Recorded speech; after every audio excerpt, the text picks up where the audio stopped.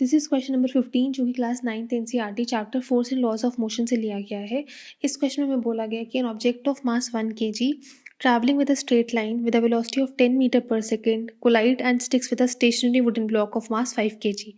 तो एक ब्लॉक है हमारा 1 kg का, वो क्या था, इंडिविजुअली मूव कर रहा था, कितनी वेलोसिटी पे वो मूव कर रहा था, 10 मीटर पर सेकेंड की वेलोसिटी से।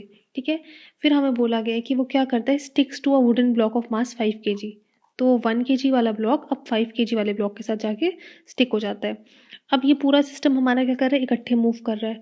तो हमें बोला क्या गया है, calculate the total momentum just before the impact and just after the impact. एक तो हमें मोमेंटम निकालना है बिफोर और आफ्टर द इम्पैक्ट, और हमें निकालनी है velocity of the combined object. तो हमें वेलोसिटी भी निकालनी है। तो हम सबसे पहली चीज़ क्या कर लेते हैं, हम निकालते हैं मोमेंटम बिफोर द इम्पैक्ट।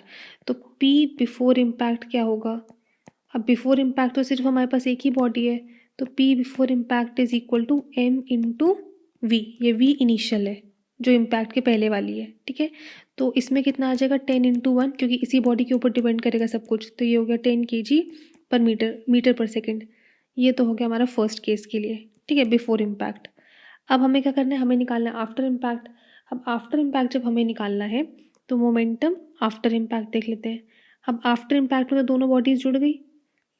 अच्छा, तो मोमेंटम आफ्टर इम्पैक्ट, अगर दोनों बॉडीज जुड़ गई हैं तो दोनों बॉडीज कैसे मूव कर रही होंगी, दोनों bodies same, this is momentum after impact, दोनों बॉडीज सेम वेलोसिटी से मूव कर रही होंगी। ठीक है, क्योंकि जुड़ चुकी है। तो टोटल मास कितना होगा, इनका मास हो जाएगा m1 plus m2, but velocity इनकी क्या हो जाएगी, वेलोसिटी कॉमन हो जाएगी। ठीक है, तो m1 plus m2 into we. अच्छा, अब हमें पता है दूसरी चीज़ कि मोमेंटम ऑलवेज रिमेन्स कंजर्व्ड। तो मोमेंटम बिफोर कोलिजन जो है या बिफोर इम्पैक्ट जो है वो मोमेंटम क्या होगा, आफ्टर इम्पैक्ट भी वही होगा। ऐसा हम क्यों बोलते हैं, क्योंकि मोमेंटम रिमेन्स कंजर्व्ड।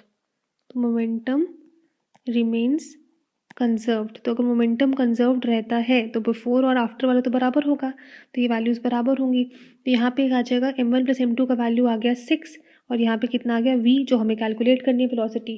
तो अब अगर हम v का वैल्यू कैलकुलेट करें तो 10/6 कितना आ जाएगा हमारे पास, 1.66 मीटर पर सेकेंड आ जाएगी, और ये हो जाएगी हमारी वेलोसिटी